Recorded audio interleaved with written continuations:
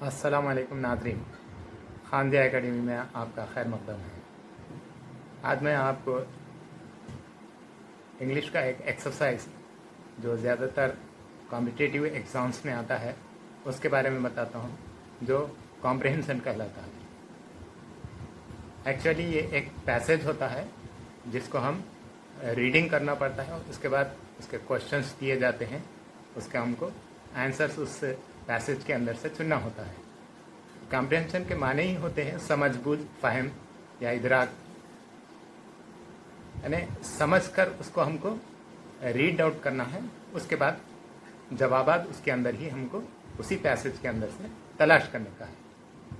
यानी जो अल्फाज है कॉम्प्रहेंशन, कॉम्प्रहेंसिव और कॉम्प्रहेंड, सबके माने एक ही तकरीबन समझना, जहन लड़ाना, समझदारी या काबिल फ़हम होना, इसके माने में आते हैं। तो आमतौर पर रीडिंग एक पैसेज होता है और उसके लिए जो ज़रूरी चीज़ें हैं, यानी हमारी जो एबिलिटी है वो क्या होना चाहिए, अंडरस्टैंडिंग, यानी पैसेज को समझने की हमारे अंदर एबिलिटी होना चाहिए, समझ होना चाहिए। और उसके बाद दूसरी जो सलाहियत है उसको एनालाइज करने की, यानी उस जो पैसेज को हमने पढ़ा था उसका तज्जिया करने की, यानी इंटरप्रिटेशन करने का है, उसकी तशरीह करने का है। यानी सिर्फ हमको आमतौर पे ये होता है, ये जो कॉम्प्रहेंसिव किस्म के जो क्वेश्चंस आते हैं, एक पैसेज आता है उसको पढ़ लिया जाता है, ऐसा ही ओवरऑली पढ़ लिया जाता है, उसके बाद उसको जवाब देने की कोशिश की जाती है। नहीं, उसको बहुत ही डीपली हमको उसका स्टडी करने की ज़रूरत है, उसको समझने की ज़रूरत है पैसेज की, क्योंकि उसके अंदर जो रिक्वायरमेंट्स है वो है वोकैबुलरी की बहुत ज़रूरत होती है। हमको ज़्यादा से ज़्यादा अल्फाज का हमारे पास ज़ख़ीरा होना चाहिए, तभी हमको वो पैसेज समझ में आता है। अगर किसी एक डिफ़िकल्ट एक भी लफ्ज़ आ गया, उसका हमको मतलब समझ में नहीं आया, तो फिर हम उस पैसेज को समझ ही नहीं सकते।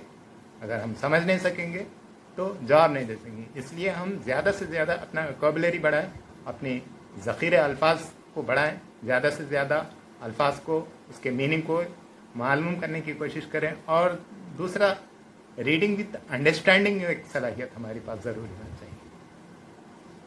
यानी ऐसे ही पढ़ना नहीं चाहिए, बल्कि उसको उसकी बारीकी से पढ़ना चाहिए, उसमें क्या नज़ाकत है, पैसेज किसके बारे में दिया गया है, पैसेज के अंदर कौन कौन कैरेक्टर्स है या कौन से ऑब्जेक्ट्स का इसके अंदर इस्तेमाल हो रहा है, और पैसेज किस टॉपिक पर है, और पैसेज के अंदर क्या बतलाने की कोशिश की गई है, इसकी हमको यानी नज़ाकतों को समझने की ज़रूरत है, तभी हम उसके जवाब दे सकते हैं।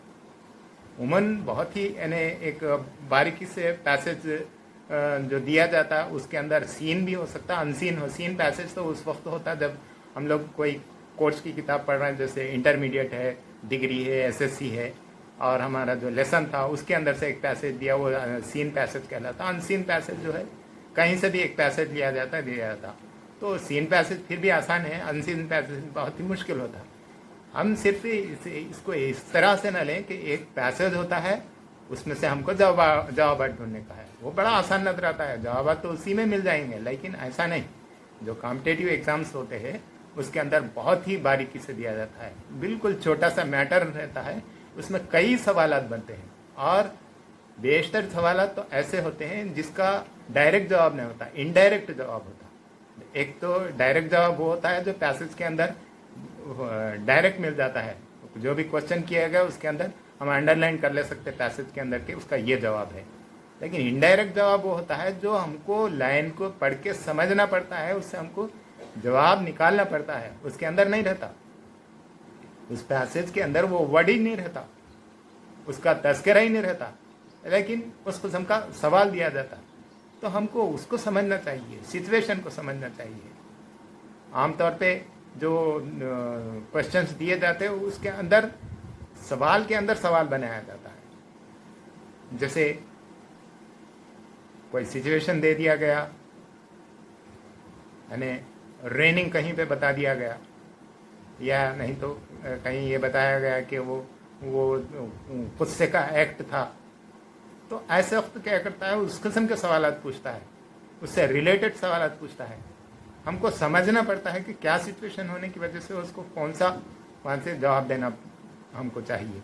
इस तरीके से कॉम्प्रिहेंसिव जो एक्सरसाइज होता है उसमें जो मैटर दिया जाता है, जो पैसेज दिया जाता है, वो पैसेज को केयरफुली स्टडी करने के बाद उसके अंदर क्वेश्चन 3 किस्म के हो सकते हैं। एक तो क्वेश्चन हो सकता है, उसका हमको आंसर लिखना पड़ेगा, या दूसरा ऑब्जेक्टिव टाइप हो सकता है जैसे फिल इन द ब्लैंक्स, और उसी पैसेज के अंदर से हमको उसका जवाब ढूंढना पड़ेगा, या चॉइस मल्टीपल चॉइस देकर हो सकता है कि उसमें से हम मल्टीपल चॉइस में से एक करेक्ट जो चॉइस है हम उसको मुंतखब करें।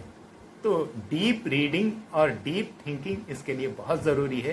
तो डायरेक्ट आंसर जो है हमको पैसेज के अंदर मिल जाते हैं, indirect not mention in the passage, लेकिन हमको उस सिचुएशन से अंदाज़ा लगा के उसका जवाब देना पड़ता है। तो जैसे मिसाल के तौर पे यहाँ पे मैं एक 2 लाइन है उसको बताता हूँ कि किस तरीके से बाज़ मरतबा अनरिलेटेड हमको समझ में आता कि अरे उसके अंदर दिया ही नहीं गया, वो सवाल पूछ लिया। तो एक छोटा सा मैटर है, Priyanka was an agriculture labourer. Priyanka was an agriculture labourer. When she return to her home she was very tired so she wants to sleep. ये छोटा सा एक मैटर है। अब इसमें से किस्म के सवाल बन सकते हैं, जैसे एक हु वाज प्रियंका, ये हो सकता प्रियंका कौन थी, उसको हमको जवाब मिल जाता कि एक एग्रीकल्चर लेबरर थी, ये जवाब मिल जाता। उसको ऐसा भी लिख सकते, सवाल ऐसा भी हो सकता व्हाट डज प्रियंका वर्क्स, वो क्या काम करती है, तो वो भी उसका जवाब भी वही होता, एग्रीकल्चर लेबरर है।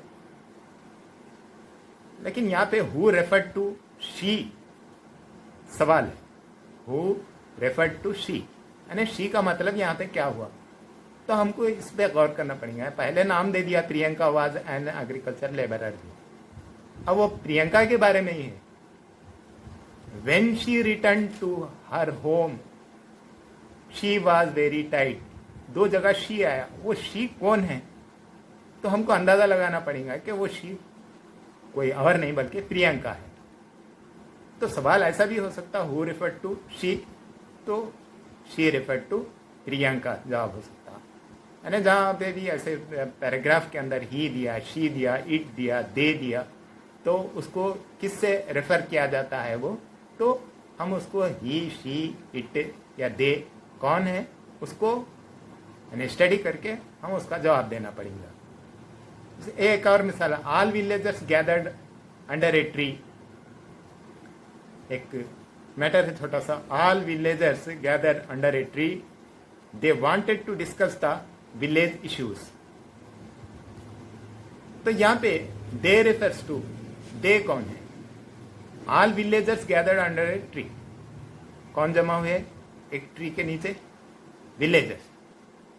फिर उसके बाद वहां विलेजर्स नहीं देके फिर दे दिया, दे कौन है, वही विलेजर्स है, इसलिए उसका जवाब क्या हो सकता है, विलेजर्स हो सकता है। उसके दे जो रेफर्स टू क्या है वो विलेज। एक और एग्जांपल यहाँ पे मैं बता रहा हूँ, एक छोटा सा मैटर है, the students were singing patriotic songs, the students were singing patriotic songs, they were waving the tricolour. इस मैटर के अंदर सवाल ऐसा भी कर सकता what is the meaning of the patriotic, सवाल ऐसा भी कर सकता है। इसलिए हमको ज़्यादा से ज़्यादा अल्फाज के मीनिंग मालूम होना भी ज़रूरी रहता। अगर पैट्रियाटिक के हमको मीनिंग नहीं मालूम है, यानी तो सिनोनिम्स पूछ सकता, एंटोनिम्स पूछ सकता, उसके अपोजिट पूछ सकता। पैट्रियाटिक जिसके मीनिंग क्या होते हैं, यानी नेशनलिस्टिक होता, उसका अपोजिट भी पूछ सकता। तो हम उसको जो सवाल किया गया उसका यानी अगर हमको उसको मीनिंग मालूम है तभी उसका हम जवाब लिख सकते हैं। और यहाँ पे इसमें एक और बारीकी भी हो सकती है, इस तरीके से भी सवाल कर सकता, क्या है, what country do the children belongs. यहाँ एक और सिंपल मैटर है, when I reached urban area, when I reached urban area the sun was about to set, my family members were waiting for me at my residence 22 black, Iram मंजिल, हैदराबाद। ये matter है। अब इसके अंदर सवाल बनता है, when the author reached urban area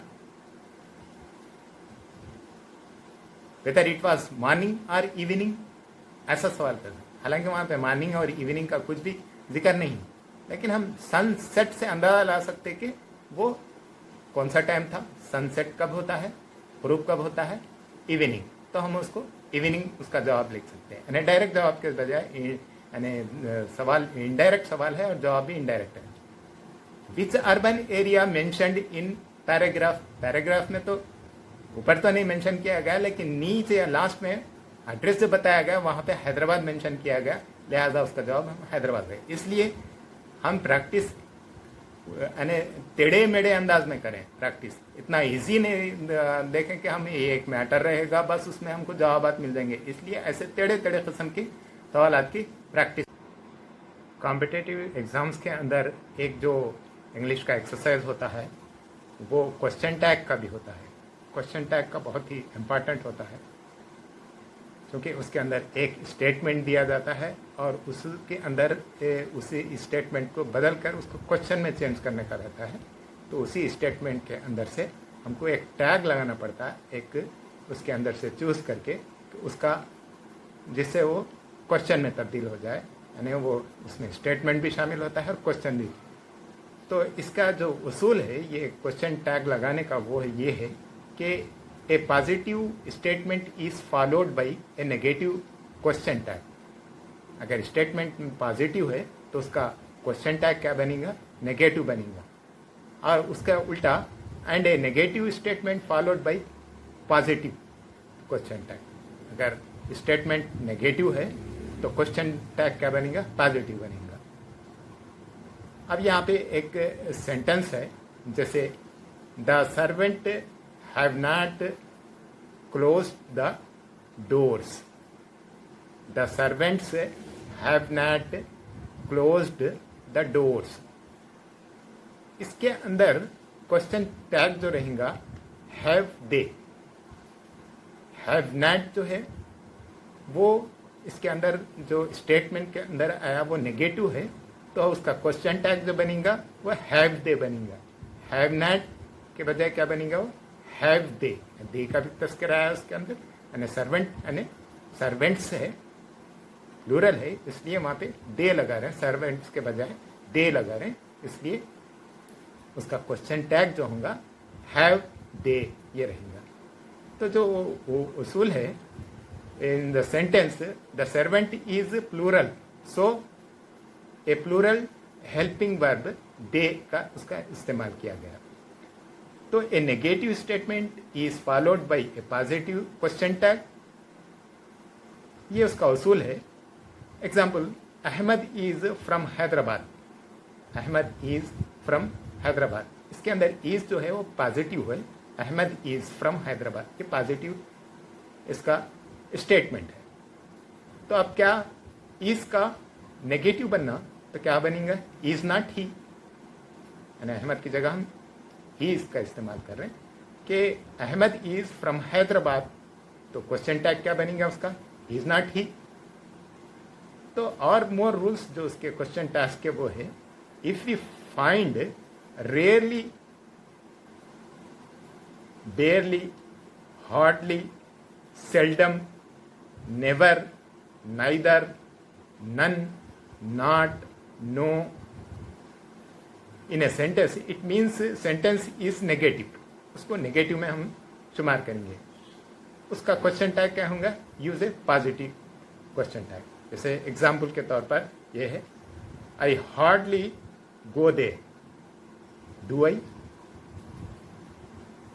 I hardly go there, उसका क्या बनेगा, क्वेश्चन टैग डू आई बनेगा। इस तरीके से if sentence starts with let's, यानी लेटस का जो शॉर्ट है लेट्स, देन उसका क्वेश्चन टैग क्या बनेगा, shall we, let's walk, shall we इसका क्वेश्चन टैग बनेगा।